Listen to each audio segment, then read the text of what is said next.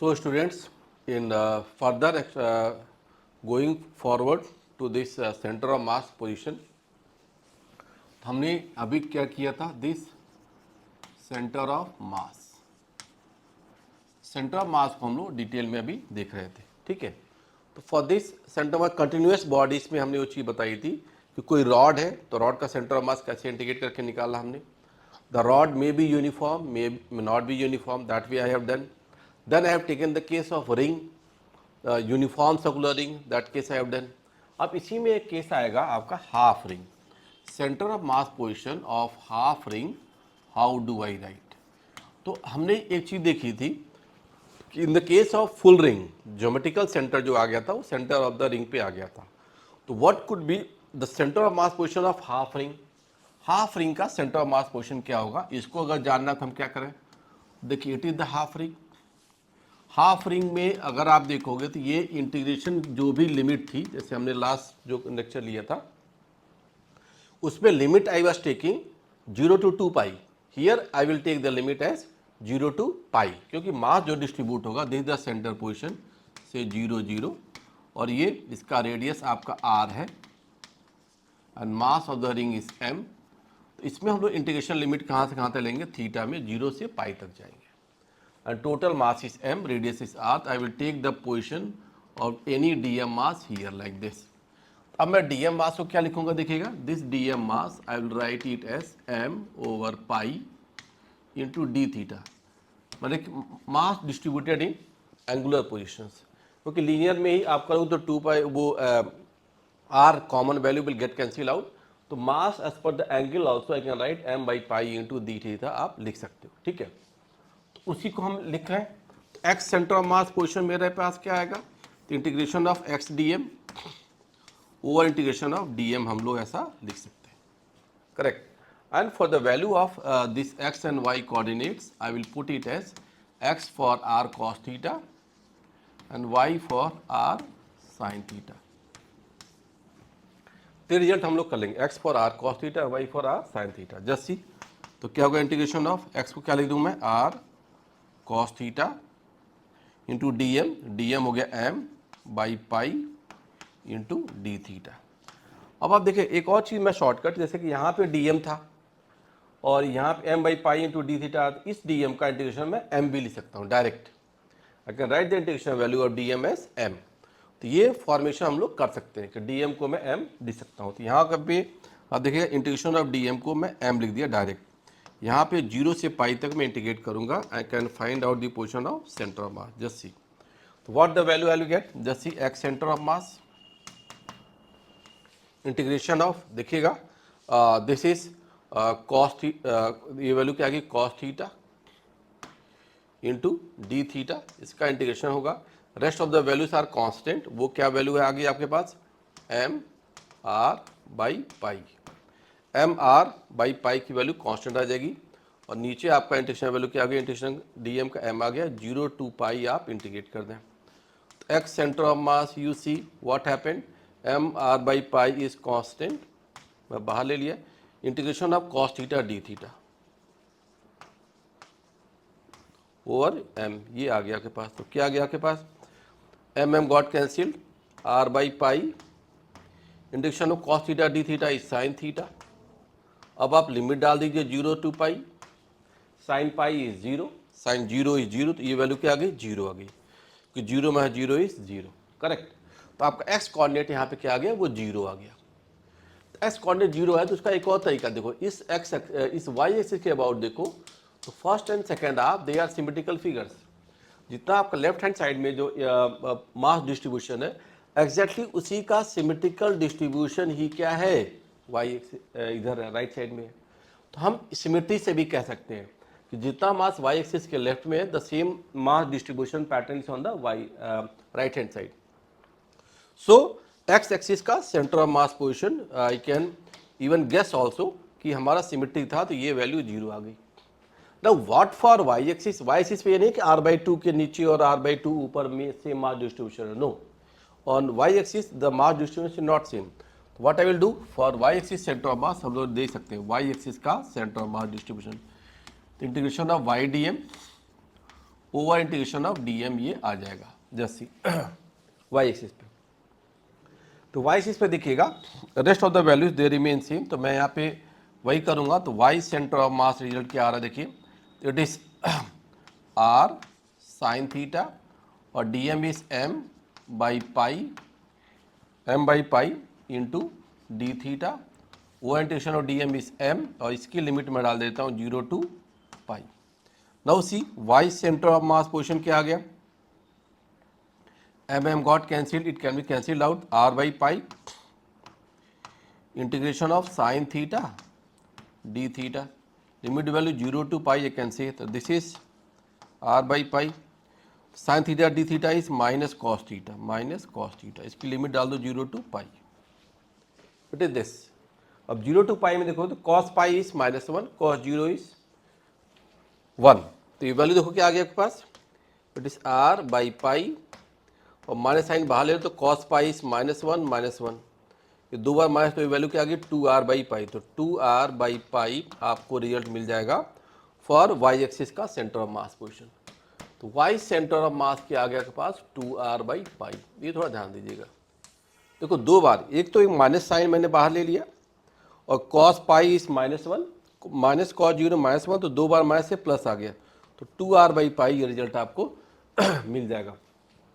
तो centre of mass position for y axis of the half ring is 2r by pi ना, 2 by pi into are, तो ये यहाँ कहीं coordinate इसका सेंटर ऑफ मास मिल रहा है, समझ रहे आप, इट इज दिस। तो it is not exactly r by 2, अगर आप देखो तो r बाई 2 से थोड़ा ऊपर है, मतलब अपर हाफ में ज़्यादा मास है, लोअर हाफ में r बाई 2 से नीचे कम मास है तो ये पैटर्न आपको यहाँ पर मिला। तो रिंग का centre of mass position, how I have done half ring का पोजीशन का centre of mass position, this two cases हमने यहाँ पे ये डिस्कस किए, करेक्ट। तो ये 2r बाई पाई एक जो अप्रोच है इसको हम लोग यूज कर सकते हैं। नेक्स्ट, जैसे मान लो ये तो हो गया रिंग की बात। Beyond the ring what can I take, I can also take the case of disc. अगर फुल डिस्क होता है, if I go for the case of full disc, full disc में अगर देखो if the mass is symmetrically distributed in the case of full disc, तो this disc has a radius r and mass is symmetrically distributed in its area. तो full disc का जो centre of मास होगा वो कहाँ लाई करेगा, centre of mass is at the centre, O इस centre of disc पे ही होगा, सेंटर ऑफ डिस्क। तो फुल डिस्क का centre of mass lies at the centre of disc, ये एक आइडिया आपको रखना है। ज्योमेट्रिकल सेंटर है ना, ज्योमेट्रिकल सेंटर पे whole mass tends to lie. Even I can prove it, ऐसा नहीं है, इसको हम प्रूव भी कर सकते हैं मैथमेटिक्स से, बट एक आइडिया मैंने मैथमेटिक्स वो वाली बात जो बताई थी कि फुल रिंग में, वैसा ही आप यहाँ भी कर सकते हो, कलेक्शन ऑफ रिंग्स मान सकते हो कि फुल डिस्क से collection of so many rings, और हर रिंग का सेंटर ऑफ मास पोजिशन आप ऐसे लिख सकते हो। तो कोई डीएम मास का हमने रिंग ले लिया, डीएम मास का रिंग का सेंटर ऑफ मास क्या 0 आ गया, हर एक का लिया, और ये रिजल्ट हम लोग कर सकते थे, ठीक है।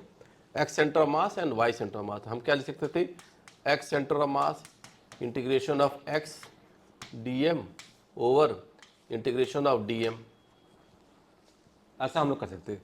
और किसी भी इसका जो सेंटर ऑफ मास क्वेश्चन वो 0 ही होगा। Every ring, all the concentric rings, they will have the centre of mass position eight the centre only. तो उस सिमेट्री से हम इसका 0 मान सकते हैं फुल डिस्क का। Now happen the case for half disc.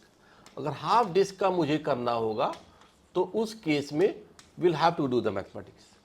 थोड़ा यहाँ पे हम डायरेक्ट सिमेट्री की ऐसी कोई बात नहीं पाएंगे। तो हाफ डिस्क में सेंटर ऑफ मास कैसे देखा जाए, that thing we can do.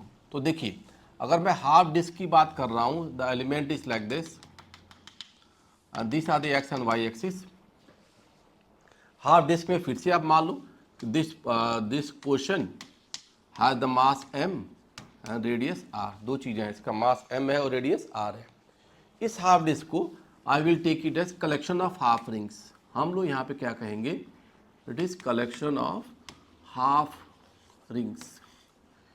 ये हाफ रिंग्स का कलेक्शन होगा और उससे हम लोग रिजल्ट निकालेंगे। तो कोई हाफ रिंग देख लो, एक ऐसा कोई हाफ रिंग मैं लूँगा जिसका रेडियस मैं x मान लूँगा, and I can see this element of radius x and mass is dm.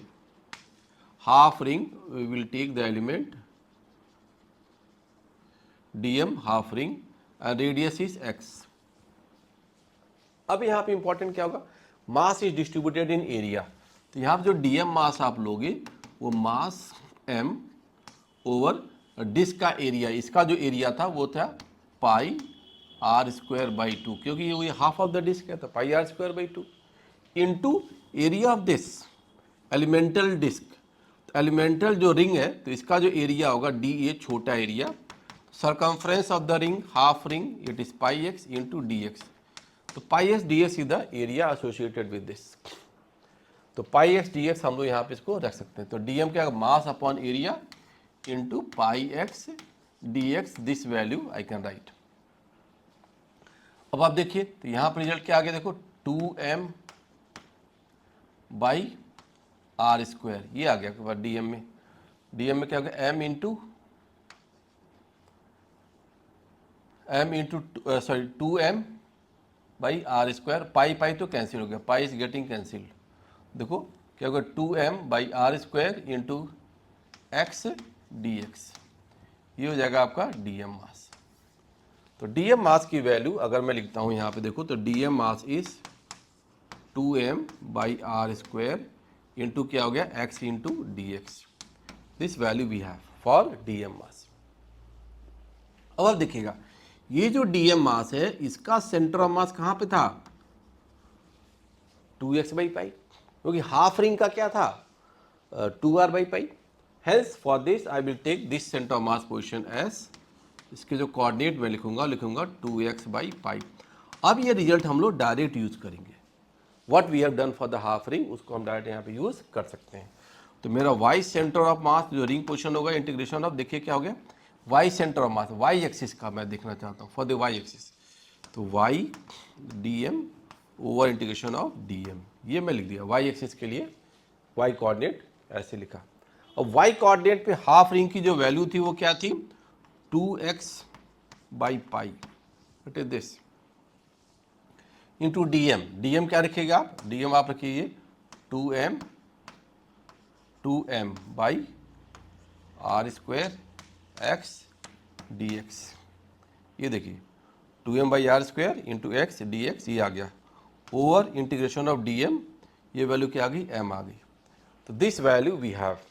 तो y सेंटर ऑफ मास का अब आप इंटीग्रेट करें तो वैल्यू देखिए क्या आ गया आपके पास 2x by pi into 2m by r square into x d x का integration over integration of dm का क्या हो गया m आ गया. यहाँ पे लिमिट मैं लूँगा 0 टू r तक, ये थोड़ा देखिएगा. Now what I have, just see this term. तो 4m by r square, 4m by r square is coming out, x तो integration of x square d x और ये वैल्यू आ गया आपके पास, ये रिजल्ट आ रहा है देखिए y centre of mass position. Now I see one of the m got cancelled. तो 4 by r square x square d x क्या होगा एस क्यू बाई 3, तो होगा 4 by r square integration of x square d x क्या होगा x cube by 3. अब एक चीज़ और देखिए पाई भी फैक्टर था, ये पाई भी फैक्टर यहाँ पे है, दिस पाई इज देयर. अब आप देखिए इसकी लिमिट डाल दो आप 0 टू r, तो ये क्या आ गया, अगर r वैल्यू डालोगे तो क्या आ गया 4r by 3 pi. It is the position of centre of mass on y axis. तो position of centre of mass on the y axis is 4r by 3 pi. हमने हाफ डिस्क का centre of mass position 4r by 3 pi लिख दिया. 4 by 3 pi, 4 by 3 पाई, तो देखोगे आप यहाँ पे जो होगा 3 पाई इज मोर देन 8, तो मतलब कि अपर लोअर हाफ में ज़्यादा मास है. तो आप यहाँ पे y सेंटर ऑफ मास जो लिख दिए वो क्या आ गया 4r by 3 pi. x centre of मास थोड़ा ध्यान देना, अगर मैं देखता हूँ इस डिस्क में जितना लेफ्ट हैंड साइड पे मास है उतना ही राइट हैंड साइड पे मास है. तो x centre of mass from the symmetry I can take it to be as 0 because I can see from this, just see जितना y axis के left side पे mass है उतना ही symmetrically y axis पे है. तो x एक्सिस का आपको सिमेट्री से सेंटर ऑफ मास पोजीशन क्या कह दोगे आप, 0। एंड वाई एक्सिस पे लेकिन पता चला कि अपर हाफ में और लोअर हाफ में देखा तो लोअर हाफ में ज़्यादा मास है और रिंग वाले में, हाफ रिंग में उल्टा दिख रहा था। तो वो चीज़ आपको यहाँ पे प्रूव भी कर रहा है। तो centre of mass for the half disc it is 4r/3π। तो एरिया वाइज अगर मास डिस्ट्रीब्यूटेड होगा तो उसको हम यहाँ पे कैसे लिख पा रहे हैं, ये भी एक अप्रोच मिल गया। ठीक है, तो इसका एक डेफिनेशन क्या था, कैसे हमने देखा, this thing we have to see now. अब थोड़ा ध्यान दीजिएगा, some time what happens, even this continuous masses जो हमारे पास आते हैं, they are combination of continuous masses also they are mentioned. Combination of continuous masses है, एक रॉड पे दूसरा रॉड ले लिया, जैसे मालूम मैं कहता हूँ ये एक एल शेप रॉड है, एल शेप रॉड का कई बार कहेगा कि सेंटर ऑफ मास पोजीशन बताओ, एल शेप रॉड, तो this is the x axis and it is the y axis and this position is 0 0। L shape rod का भी centre of mass position हम लोग निकाल सकते हैं। तो यहाँ पर हम डायरेक्ट फॉर्मूला लगा सकते हैं, क्या, see this rod has mass m, length l, this rod also has mass m, length l and it is at 90 degree. तो अब इसका सेंटर ऑफ मास अगर L शेप रॉड का निकालना होगा तो x centre of mass that will be m1 x1 plus m2 x2 divided by m1 plus m2, this value I can take. So though these two rigid bodies they can be taken as single entity and we can find their position vector। तो इसको हम direct ना लिखें कभी भी geometry से, इसको थोड़ा मैथमेटिक्स कर लो, रिजिड बॉडीज के कॉम्बिनेशन ना, combination of rigid bodies, this is the case of combination of rigid bodies. तो रिजिड बॉडीज का कॉम्बिनेशन, एक डिस्क में एक रॉड लगा दिया या स्फीयर में एक डिस्क जोड़ दिया, तो ऐसे फिगर्स में हम डायरेक्ट ये फॉर्मूला सिंगल एंटिटी लेते हुए सॉल्व कर सकते हैं। Here you see, here the centre of mass position is L/2 and 0, ये तो इसका आ गया। इसका कोऑर्डिनेट देखो तो इसका क्या लिखोगे, 0 एंड L/2 लाइक दिस। ये रिजल्ट आप देखें तो x centre of mass position that is m into ये क्या हो गया L/2, दूसरे का देखिए that is m into 0 divided by m plus m 2m। If I right the value तो आप देखिए वैल्यू क्या आ गई, it is L/4। L/4 is the centre of mass position और एक्स एक्सिस पे आई कैप, ऐसा मैं कुछ लिख सकता हूँ फॉर एक्स एक्सिस। ऐसे आप वाई एक्सिस पे जाइए तो वाई एक्सिस का सेंटर ऑफ मास देखोगे, इसको डायरेक्ट कभी L/2 मत कर देना, वो गलत हो जाएगा, क्योंकि यहाँ पे m1 प्लस m2 और individual centre of mass position लिखे जाते हैं। तो यहाँ पर डायरेक्ट इसका L/2 इसका L/2 कई बार बच्चा करता है, गलत होता है। तो y सेंटर ऑफ मास देखो ऐसे ही, m1 y1 plus m2 y2 divided by m1 plus m2, this figure I can do. तो अब देखिए क्या करूँगा, फिर से मैं m into 0 plus m into L/2 over 2m, this is the y centre of mass position. देखिए अगर this y centre of mass position is L/4, इसकी वैल्यू L/4 आ गई, L/4 यहाँ पे भी आ गई, ये भी L/4 है। तो दिस इज फॉर J क्या है वो y एक्सिस। तो रादर L/2 आप देखो L/4 और L/4 ये कोऑर्डिनेट आ रहा है यहाँ पे L/4 and L/4। Some time it has been asked what is the distance this of centre of mass. तो distance this value is r distance of center of mass from the bend point is also I can write L/4 का square plus L/4 का square, L²/16। तो ये क्या हो गया आपका, √ of L²/8 आ गया। तो दिस वैल्यू इज L/2√2। फिर r distance of centre of mass position, L/2√2 ऐसे मिल जाएगा। अप्रोच देखिए क्वेश्चन में कैसे आ रहा है, डिस्टेंस कैसे आ रहा है। तो some time we need to go in the detail of mathematics. Direct आप कभी गेस करोगे तो थोड़ा ध्यान देना होगा कि आप इंटेलिजेंटली उसको प्रॉपर सारी चीज़ें ध्यान में रखा है कि नहीं रखा है। गेस यू कैन डू, जैसे मान लो हमने वो डिस्क में कह दिया कि वाई एक्सिस के लेफ्ट एंड राइट में देयर इज सिमेट्री, तो if you are confident and you do, otherwise you go with the mathematics and solve it. तो सेंटर ऑफ मास पोजीशन ऐसे भी हमने देखा, correct. Combination of rods, there can be the combination of, एक disc लिया, disc के ऊपर हमने एक ऐसे कुछ लिख दिया, वो भी रख सकते हो। सपोज ऐसे कि आई टेक हाफ डिस्क, ये हाफ डिस्क है आपका, इसको वाई एक्सिस पे हमने यहाँ पे हाफ डिस्क के ऊपर हमने क्या दिया, एक रिंग रख दिया। This is the full ring, this is the ring and this is the half disc. ऐसे कॉम्बिनेशन का द मासेस देख के हमने given, say half disc has the mass of 2 kg, ring has mass of 1 kg, it can be mentioned the radius r you can take it as 1 meter, here also you can take the r as same ना, like that half disk ring they are kept। इसका center of mass position देखना हो तो देखो हम x centre of मास मैं यहाँ पे क्या कह दूंगा 0 direct. How so, because this is symmetry of y axis, y axis के लेफ्ट और राइट पे x कोऑर्डिनेट्स है, s कोऑर्डिनेट्स पे मास का डिस्ट्रीब्यूशन इक्वल जैसा, जितना इधर है उतना ही सिमेट्री से उधर, x centre of mass position is 0। y centre of मास मुझे अगर निकालना होगा तो मैं क्या करूंगा, देखिएगा फिर से वही m1 y1 plus m2 y2 divided by m1 plus m2 हम लोग ऐसे रख सकते हैं। This thing we have to do. अब यहाँ पे along y axis mass distribution is not same, तो अब देखिए मैं क्या करूँगा, m मास, डिस्क का मास कितना है 2, और इसके डिस्क का हमने हाफ डिस्क का सेंटर ऑफ मास क्या बता 2r बाई पाई, तो 2 तो मास हो गया इंटू 2r, तो 2r, r is 1 metre by pi, तो mass into 2r by pi plus m2, देखिए m2 mass is 1 kg into distance, ये देखिए this is 1 metre, this is 1 metre, और इसका भी रेडियस क्या है 1 मीटर, तो 2 मीटर हो गया, तो it is 1 plus 1 y centre mass by total mass, total mass is 2 kg plus 1 kg, it is 2 plus 1, it is the y centre of mass position. तो for the combination of two masses हम यहाँ पे centre of mass position ऐसे individually rigid bodies का we can use this formula for x axis and y axis. तो this concept also we have to see and somewhere it is required कि ऐसे combination भी दे देगा, rod का दे देगा, डिस्क का दे देगा, sphere, hollow sphere, solid sphere, all that it can be mention.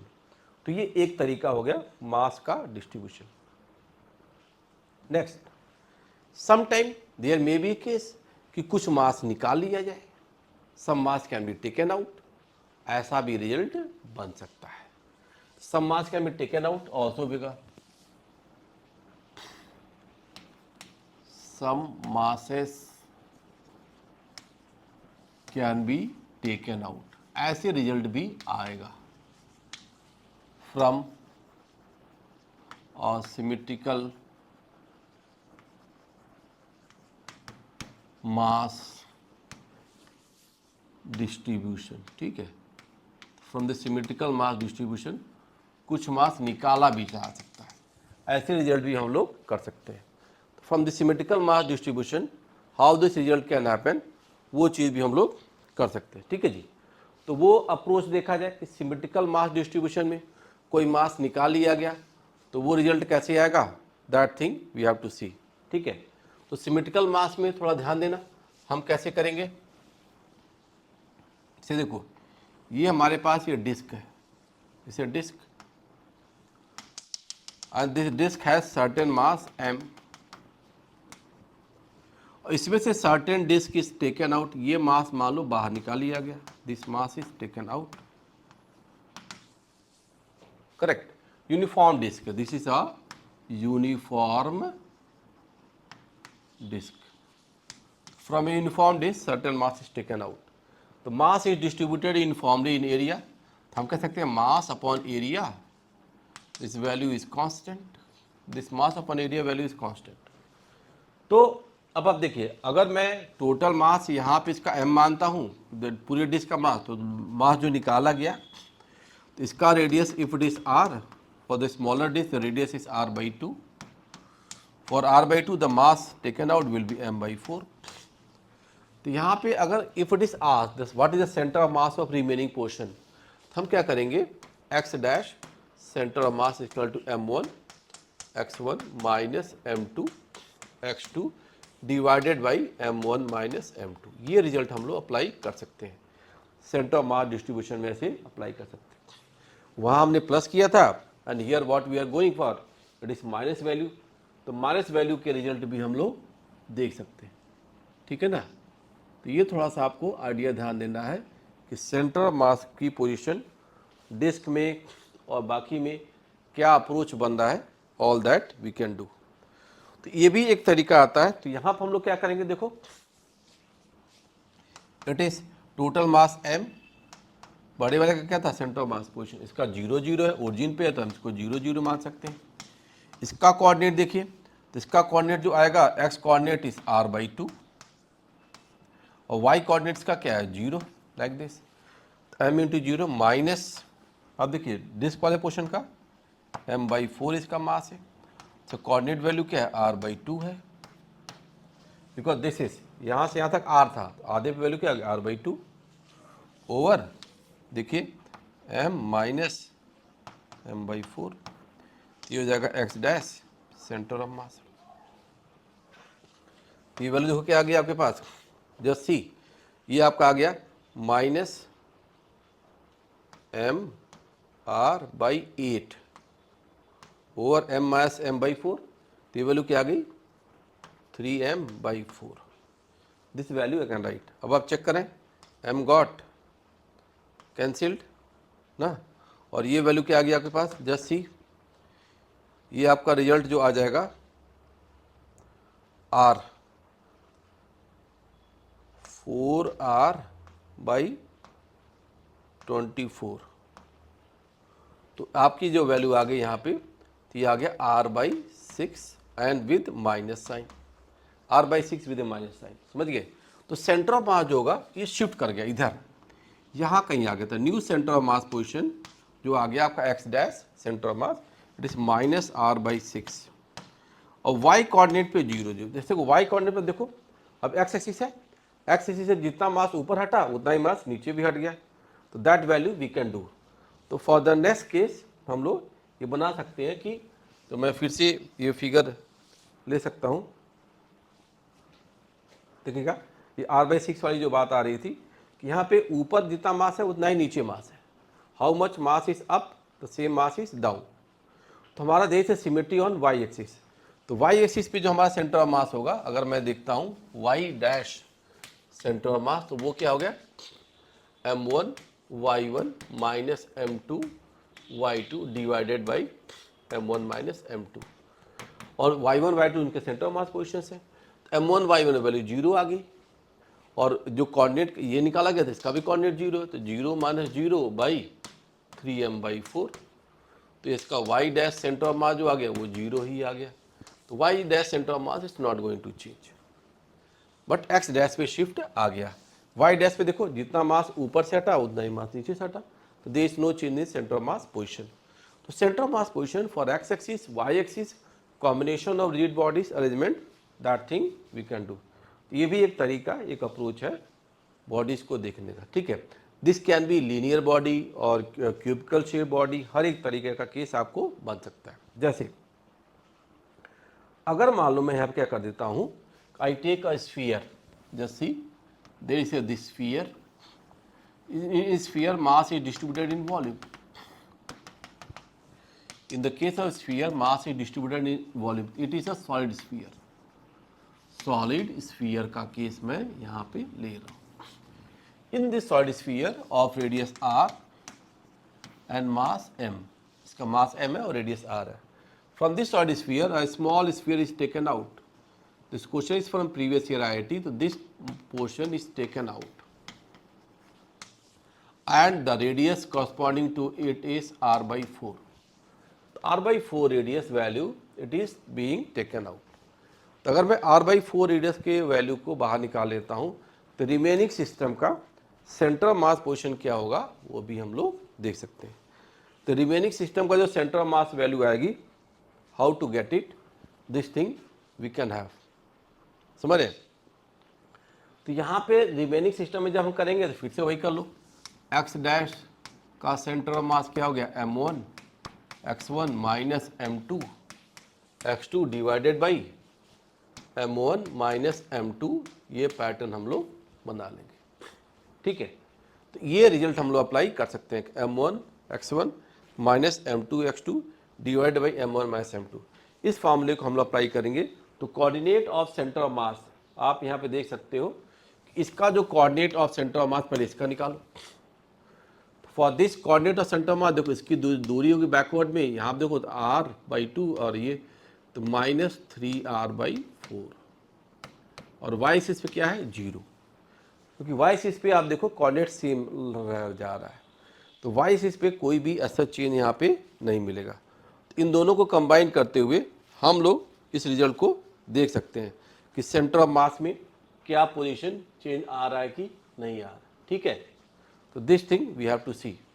तो ऐसे केसेस में जब हम करेंगे तो टोटल मास m का लिया, तो यहाँ पे मास इज डिस्ट्रीब्यूटेड इन वॉल्यूम, तो इसका मास कितना आएगा, तो इसका जो m1 तो मैं मान लेता हूँ m है, m1 इज m, तो व्हाट इज m2, m2 का मास और वॉल्यूम बाय डिस्ट्रीब्यूशन होगा, तो आप देखिए 4/3 पाई r cube into rho density था, इसका मास कितना आ गया m आ गया,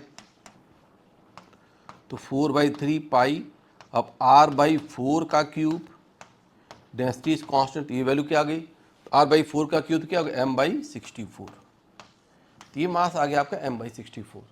m/64 is the mass to be taken out, that value is m/64।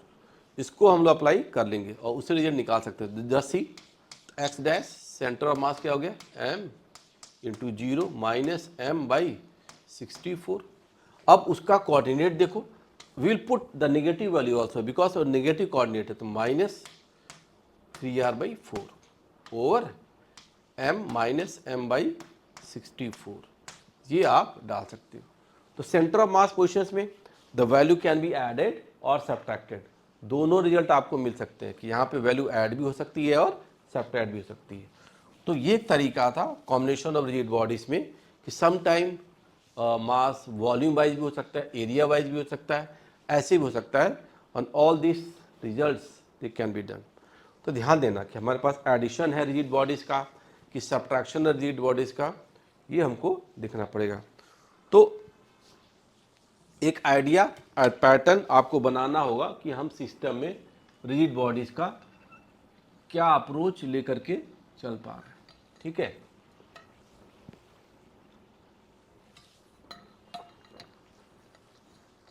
अब इसके बाद एक दो केसेस और भी मैं ले सकता हूं कि वॉल्यूम में जो मास डिस्ट्रीब्यूशन है, how the mass is distributed in volume ना,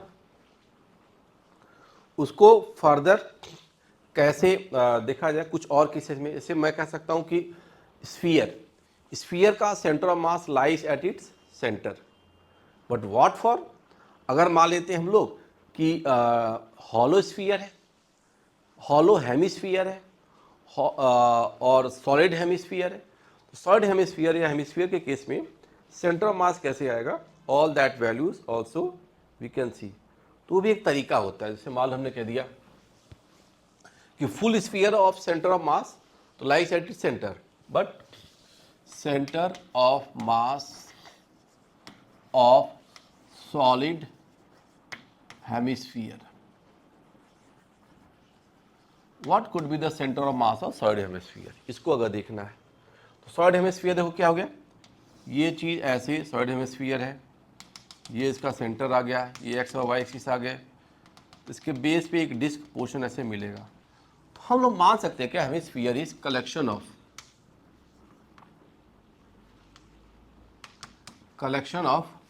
डिस्क्स, ये डिस्क का कलेक्शन होगा। हॉरिजॉन्टल डिस्क, ऐसे हॉरिजॉन्टल डिस्क आप कट करो स्लाइस जैसे, तो वेरिंग साइज के आपको डिस्क मिलेंगे यहाँ पे ना, तो वेरिंग साइज के जब डिस्क मिलेंगे और फिर से सिमेट्री देखो इसकी 1 and 2 वाई एक्सिस के अबाउट सिमेट्री है, तो वाई एक्सिस के अबाउट सिमेट्री है, तो एक्स सेंटर ऑफ मास जो होगा वो 0 होगा। डायरेक्ट आप कह सकते हो कि वाई एक्सिस के अबाउट जितना मास लेफ्ट हैंड साइड पे उतना ही मास राइट हैंड साइड पे। तो this two results we can see कि इसका एक्स सेंटर ऑफ मास तो 0 होगा। वाई सेंटर ऑफ मास अगर देखोगे तो आप ऐसा नहीं कह सकते कि पूरे वॉल्यूम में मास सिमेट्रिकली डिस्ट्रीब्यूटेड है, तो हम यहाँ पे इसको कलेक्शन ऑफ डिस्क जो ले रहे हैं, तो मैं कोई एक डिस्क लूंगा जस्ट सी लाइक दिस, और डिस्क का रेडियस मैं क्या मान लूंगा x, और डिस्क की कुछ थिकनेस मान लूंगा यहाँ पे, थोड़ा ध्यान दीजिएगा थिकनेस। अब थिकनेस को जो मैं लिखूंगा, अब उसको देखिएगा ये dy लिखूंगा, this is dy not dx, it is dy। तो अगर मैं इसका वॉल्यूम ऑफ द डिस्क लिखता हूँ, छोटा volume of the disk it is pi x square into D y लिखूंगा, dx नहीं लिखूंगा, dx तो because volume is surface area into perpendicular distance, surface के परपेंडिकुलर। यह disk is horizontal, horizontal disk के परपेंडिकुलर क्या होगा, वाई एक्सिस होगा, तो pi x square into D y आप लिखेंगे। अब आप देखिए इसका कोऑर्डिनेट मैं यहाँ पे कुछ y भी मान सकता हूँ कि यहाँ पे 0 y कोऑर्डिनेट यहाँ पे आएगा, और ये y कोऑर्डिनेट है, और यहाँ पे डिस्क का ये टोटल रेडियस क्या हो गया, r आ गया। तो गवर्निंग इक्वेशन अगर मैं x और y की बात करूँ तो मैं कहूँगा R square equal to X square plus Y square, ये भी एक गवर्निंग इक्वेशन है। एक पहली बात, ये दूसरी बात, ये दोनों इक्वेशन से हम लोग x और y को कोरिलेट कर सकते हैं। तो इसमें जो वॉल्यूम की बात होगी तो dv वॉल्यूम जो dm मास होगा तो वो क्या होगा, dv volume into density, density क्या हो गया रो, ये क्या होगा dv, और density is mass over volume of hemisphere is 2/3 pi are cube आप लिख सकते हो। Volume of hemisphere, full sphere is 4/3 pi are cube, आधे का ये आ गया, और डेंसिटी को कांस्टेंट रखते हुए हमने रिजल्ट निकाल दिया। तो y एक्सिस पे जो सेंटर ऑफ मास होगा तो y dm over integration of dm से हम y एक्सिस का सेंटर ऑफ मास इसका निकालेंगे। ठीक है, ये ध्यान देगा, y dm over integration of dm, this result we can do, और इससे हम लोग एक क्वेश्चन करेंगे। ठीक, अब देखिएगा y सेंटर ऑफ मास जो मुझे निकालना है, और dm तो वैल्यू रखो, तो दिस इज इंटीग्रेशन ऑफ, देखिए y dm, dm क्या हो गया, देखिए यहाँ पे मास अपॉन वॉल्यूम, तो दिस इज dv, dv की जो वैल्यू हो गई देखिएगा pi x square into D y, ये तो हो गया dv volume, into mass upon volume, mass m over 2/3 pi are cube, ये हो गया y dm over integration of dm को मैं m बार डायरेक्ट लिख सकता हूँ, just see, integration of dm is m और rest of the parameter they are here. तो एक बार चेक करिए हल्का सा कैसे मैंने ये वैल्यू लिखा है यहाँ पे सारे रिजल्ट्स को, हाउ कैन आई राइट, एक अप्रोच आप बना सकते हो फॉर द मासेस हियर ना, how it has been done. तो थोड़ा एक बार चेक करिए कैसे dm mass and all the results they have been taken out, correct.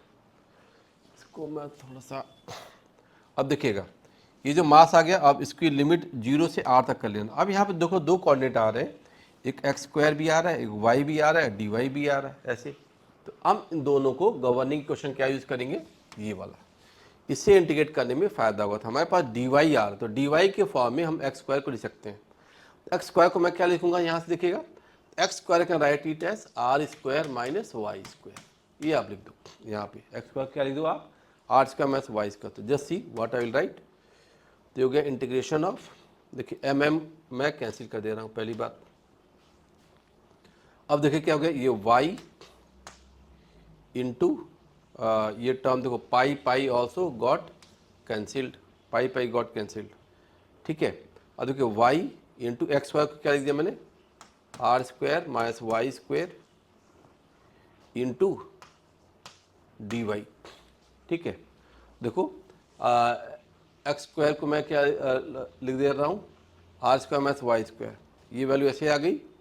And further what I have, इसको हमको इंटीग्रेट करना होगा, और फर्दर ये वैल्यू क्या आ गई 3/2 आर क्यूब, ऐसे रिजल्ट आ जाएंगे। अब इसको हम इंटीग्रेट करें, लेट अस सी। तो अब देखिएगा 3/2 आर क्यूब, अब क्या होगा इंटीग्रेशन में Y R square into D Y, तो ये हो गया y into D Y, Y square by 2, Y square by 2 into R square, minus देखो ये क्या हो गया y इंटू वाई स्क्वायर, तो y cube into D Y, Y cube into D Y क्या हो गया आपके पास, y cube into D Y का क्या हो गया minus Y to the power 4/4, ये आ गया आपके पास।